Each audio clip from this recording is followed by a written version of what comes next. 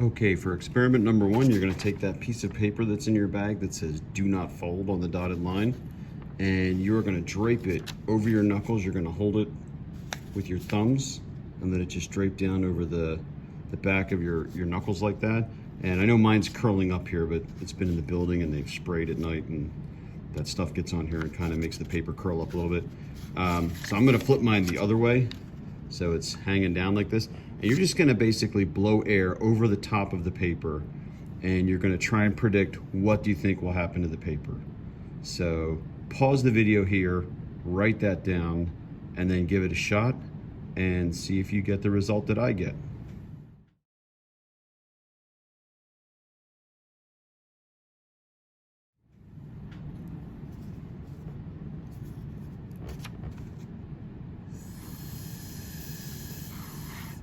What is that? My paper rose up. I hope yours did too.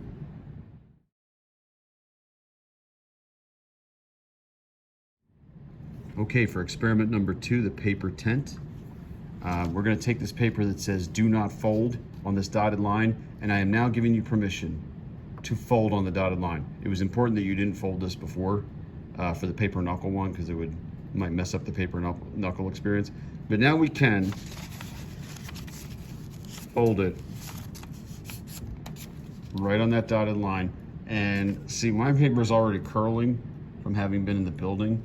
So what you could do is, if yours is doing the same thing, you could just fold a little corner over, one each way, because you want to get this to kind of stand like that, like it's a little tent.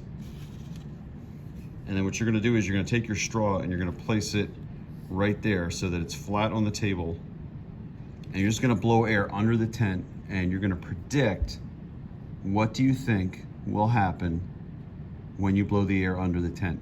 Pause the video and write it down and then give it a try and then come back to the video and see if you get the same result that I get.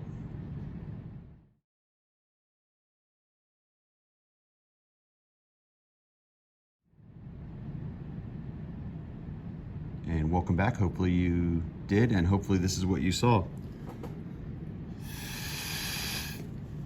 It collapsed. Some people would say they think it was gonna blow away or blow up in the air, but it actually came down. And we need to figure out why that is.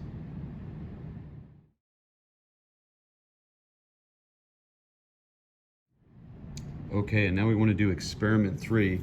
The ping pong with the straw.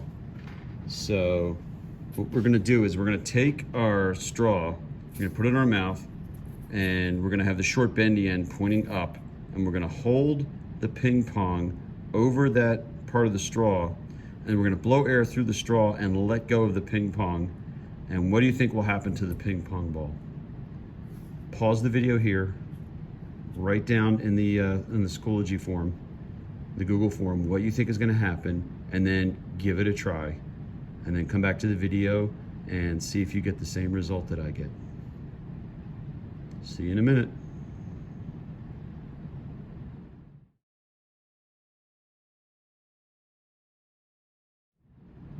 Okay, hopefully you've done that, and then you've come back to it, and hopefully you got this result.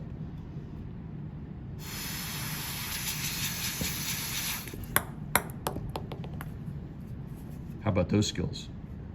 It stayed, it hovered there in place.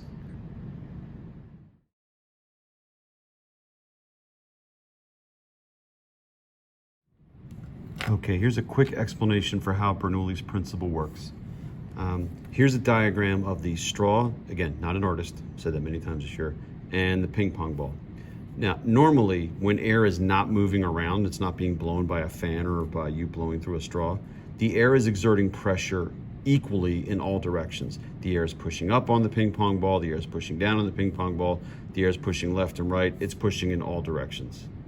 So if you just let the ping pong ball go, all these pressures in different directions are all in balance and their net force is zero. The only non-zero net force you have acting on the ping pong ball is gravity pulling it down. So the ball will fall, hit the straw, bounce off, and fall to the ground. However, what happens is when you start blowing air through the straw, you're creating a force up that is equal to or greater than the force of gravity. The ball will move up until the forces equal out. Then you'd think it would want to move one way or the other and fall off this column of air. But what happens is, as the air is moving around the ping pong ball, it kind of gets trapped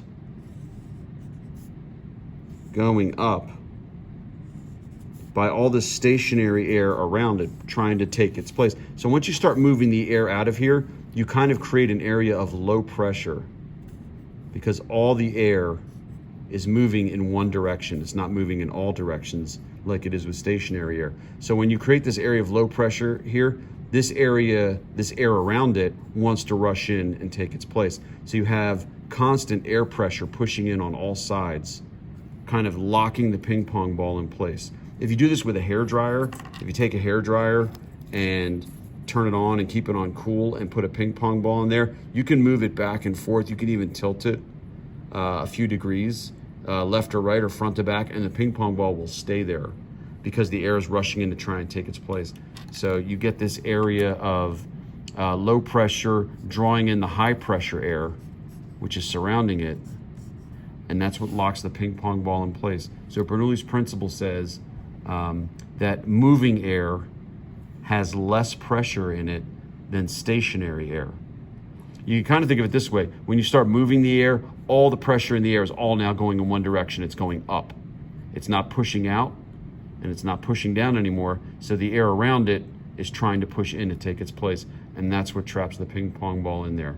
And with the tent, when you had the paper tent, you blew the air out from under the tent, the air above it pushed it down. Or when you blew the paper over your knuckles, you had stationary air underneath the paper. You moved the air above the paper and the stationary air pushed it up because there was more pressure now under the paper than there was on top of the paper. And that's basically how Bernoulli's principle works. It creates unbalanced, non-zero net forces, and the air gets to move things around. It's kind of cool like that. All right, let's move on to the next experiment where you're going to take the spoon and you're going to turn the water on and you're going to dangle the spoon by the paper clip that was in there. And you're just going to move the spoon till it just touches the water, and you should feel the spoon actually move into the water and get caught in there. And you'll actually see it and you'll be able to pull the spoon out. I'm actually going to go back to one of my sinks and shoot a little video of me doing this, but you guys give it a shot first, pause this, and then come back to me.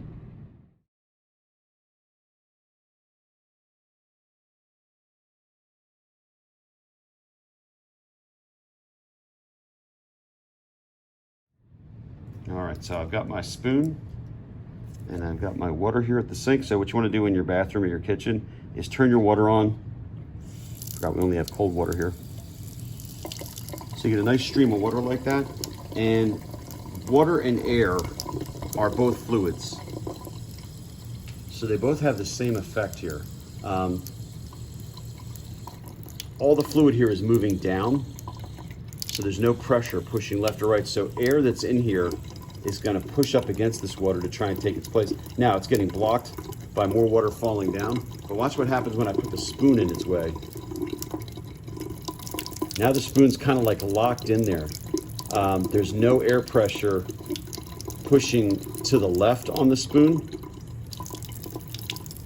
So I can actually get the spoon on a bit of an angle here, and the stationary air that is to the left of the spoon is pushing it to the right and keeps it kind of locked in that water. Now if I turn the water up a little bit, a little more water, it gets locked in there a little bit better. You can actually feel it kind of tugging on there and getting caught in there. So it should hang like that. You can see what it looks like when it's hanging straight up and down. When you get it trapped in the water, you can get a good 10, 15 degree angle on that, and it's still trapped in there. So hopefully you can get a little bit of a sense of the feeling for Bernoulli's principle. Don't forget to turn the water off.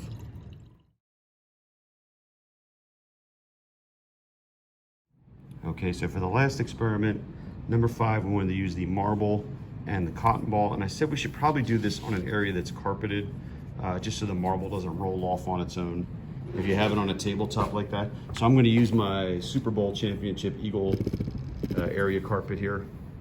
I'm just going to move the camera over, and whoo, there we go, a little better tripod for that. And what we want to do is we want to use the straw, and we're going to blow air on the cotton ball and on the marble, and then I want you to explain to me how this can demonstrate Newton's second law. So I'm not even going to do this one on video. You guys can figure it out, hopefully, and type in there on the Google form, how can you use this as an example to demonstrate Newton's second law?